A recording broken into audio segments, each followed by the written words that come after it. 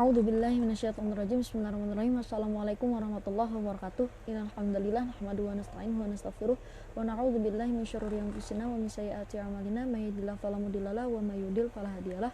Pertama-tama saya ucapkan terima kasih kepada Bapak Dr. Muhammad Ngasih selaku dosen pengampu pendidikan kewarganegaraan. Di sini perkenalkan, nama saya Dian Fitriani.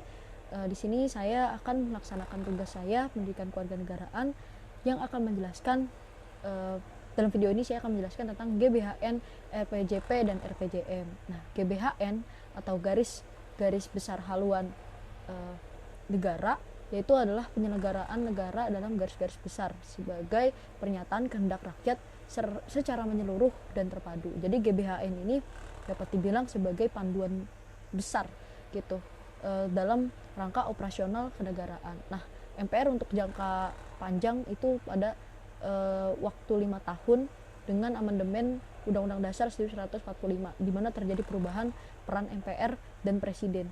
Nah, GBHN tidak berlaku lagi. Sebagai gantinya, Undang-Undang Nomor 25 tahun 2004 itu mengatur tentang sistem perencanaan pembangunan nasional yang menyatakan bahwa penjabaran dari tujuan dibentuknya Republik Indonesia. Nah, jadi kita dapat ketahui bahwa GBHN ini merupakan garis besar haluan negara yang merupakan sebuah satu kesatuan panduan ketatanegaraan.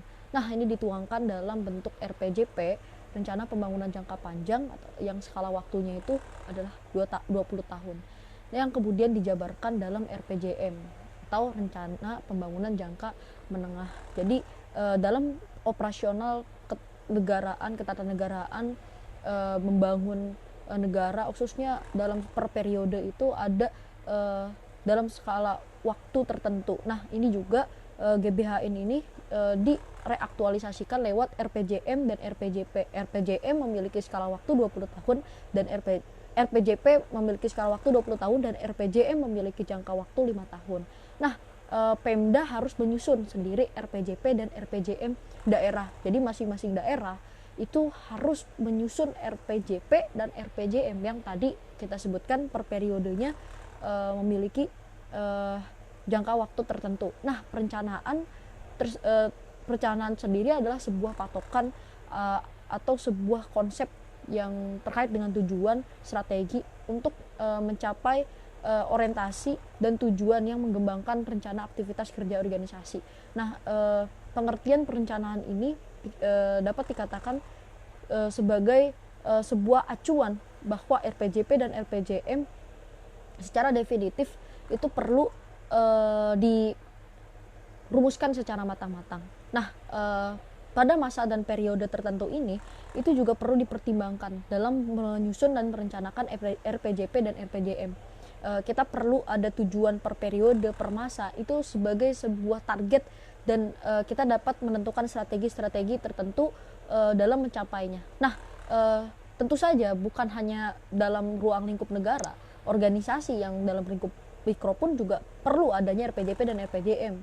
Makanya kita sering mengenal adanya GBHO. Nah, GBHO, RPJP dan RPJM yang sering kita kenal dalam organisasi, tentu dalam tingkat makronya itu direalisasikan sebagai bentuk dari perencanaan operasional di sebuah negara. Nah, pengorganisasian, pengontrolan, pengarahan, kemudian realisasi dan aktivisasi ini terjadi dan dioperasionalkan dalam ketatanegaraan per periode yang telah ditentukan. Makanya perlu sekali penyusunan dan perencanaan ini agar sesuai target, agar sesuai tujuan itu perlu adanya strategi. Nah, perencanaan sendiri kan adalah suatu cara bagaimana mencapai tujuan sebaik-baiknya atau maksimum output dengan sumber-sumber yang ada agar lebih efisien dan efektif. Bayangin kalau misalkan perencanaan ini tidak memiliki tujuan yang jelas atau perencanaan ini tidak mempertimbangkan sumber-sumber yang ada. Kita punya sumber daya sekian, tapi kita merencanakan sesuatu yang tidak kita miliki sumber-sumbernya. Nah, ini perlu kita pertimbangkan dalam merencanakan RPJM, RPJP ini. Selain yang perlu dipertimbangkan adalah periodenya yang tadi bahwa RPJP itu 20 tahun, RPJM itu 5 tahun. Nah, itu juga kita perlu pertimbangkan, yakni sumber-sumber yang ada. Nah, kenapa? Agar pelaksanaannya itu tidak menyimpang, pelaksanaannya itu justru tidak mendistraksi sistem operasional yang lain. Nah, maka dari sini sumber-sumbernya itu apa aja yang perlu dipertimbangkan selain dari sumber daya manusia, sumber daya alamnya, strategi, kemudian basis konsep yang perlu kita kemudian gunakan, potensi, kelemahan atau SWOT ya, strong win, opportunity and threat, itu juga perlu kita gunakan sebagai konsep dasar dalam perencanaan GB, khususnya RPJP dan RPJM. Nah, kenapa? Karena ini kita dapat mengetahui bahwa dalam terus menerusnya kita aktualisasikan rencana ini, maka kita perlu adanya sumber, perlu adanya kebutuhan-kebutuhan yang kemudian dapat mendukung keberlangsungan perencanaan ini. Nah, maka dari itu selain dari perencanaan juga ada namanya pembangunan. Nah, pembangunan itu apa sih? Pembangunan itu adalah proses multidimensional yang mencakup berbagai hal yang mendasar atas struktur sosial, sikap-sikap masyarakat, dan institusi sosial nasional, di samping tetap mengejar akselerasi pertumbuhan ekonomi, penanganan ketimpangan pendapatan, pengentasan kemiskinan. Jadi pembangunan ini merupakan satu konsep yang mana untuk berorientasi pada pengembangan terkhusus pada perencanaan pembangunan dalam bidang ekonomi dan sosial. Nah, pelaksanaan pembangunan ini itu diawali oleh perencanaan. Maka ada namanya perencanaan pembangunan. Yang telah kita ketahui adalah perencanaan itu tadi mengenai konsep yang mempertimbangkan banyak hal. Nah, aplikasi dalam perencanaan pembangunan ini diaktualisasikan dalam berbagai program-program. Nah, maka menurut para ahli, berdasarkan Undang-Undang Nomor 25 Tahun 2004 tentang Sistem Perencanaan Pembangunan Nasional.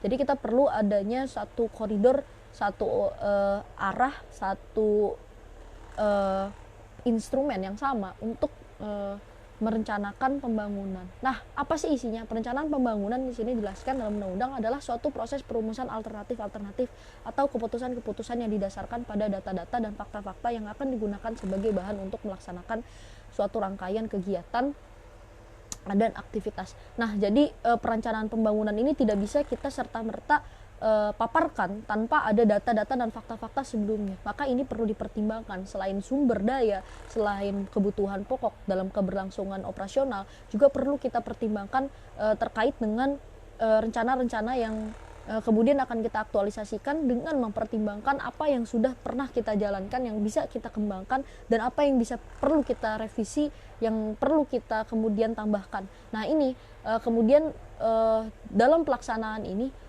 adanya unsur penyelenggaraan negara ini juga penting, adanya struktur-struktur yang kemudian dapat bersinergi dan berharmonisasi dalam rangka meaktualisasikan rencana-rencana pembangunan ini. Perlu adanya struktur juga, struktur ketatanegaraan ini perlu. Kenapa? Karena rencana pembangunan baik jangka panjang maupun jangka menengah ini tidak akan bisa diaktualisasikan dan tidak akan bisa direalisasikan tanpa ada sumber daya manusianya, tanpa ada aktor. Nah, terkait dengan RPJP dan RPJM, kita perlu mengetahui apa itu RPJP secara mendalam. RPJP itu sendiri adalah dokumen perencanaan pembangunan nasional untuk 20 tahun per periodenya. Jadi RPJP yang tadi telah kita tahu bahwa rencana pembangunan jangka panjang itu adalah rencana pembangunan yang periodenya 20 tahun, satu periodenya. Nah,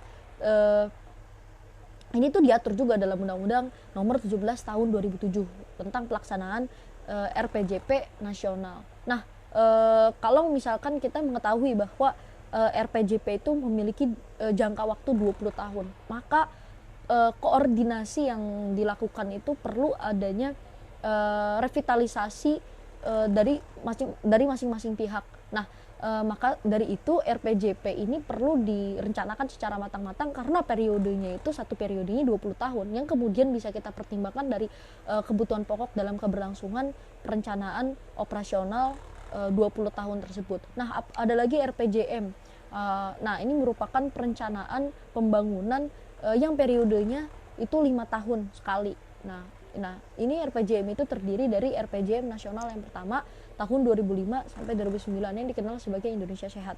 Nah, tahun 2009. Jadi ada satu di mana orientasi terbesar kita terdekat ini 5 tahun terdekat ini itu namanya RPJM. Nah, ada lagi RPJM nasional yang kedua tahun 2010 sampai 2014 yaitu Indonesia Smart. Nah, RPJM nasional yang ketiga pada tahun 2015 sampai 2019 dikenal sebagai Permata Indonesia. Nah, baru nih ada RPJM nasional yang keempat tahun 2020 sampai 2024.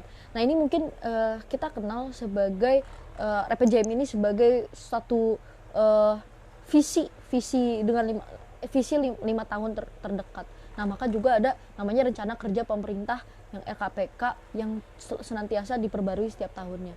Nah, rencana kerja pemerintah ini disingkat sebagai RKPK. Jadi tadi dari ada GBHN, ada RPJP, ada RPJM, ini saling berkorelasi dan berkesinambungan. Nah, RKPK ini adalah merupakan pembangunan tahunan nasional yang menjadi prioritas pembangunan, yang menjadi sebuah prioritas pengaplikasian dalam pembangunan nasional. Nah, dalam gambaran umum ini menjelaskan bahwa pembangunan perekonomian secara menyeluruh terkait dengan kebijakan fiskal serta program kementerian atau lembaga, lintas kementerian atau lembaga kewilayahan dalam bentuk kerangka regulasi dan pendanaan yang bersifat indikatif. Nah, RKPK itu atau rencana kerja pemerintah ini tadi ya terkait dengan struktur-struktur yang telah disebutkan sebelumnya, bahwa inilah yang kemudian banyak pihak-pihak yang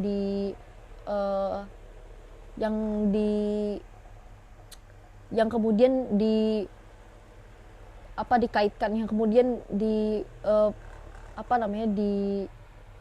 dalam berlangsungnya rencana ini diupayakan dapat bersinergi ya.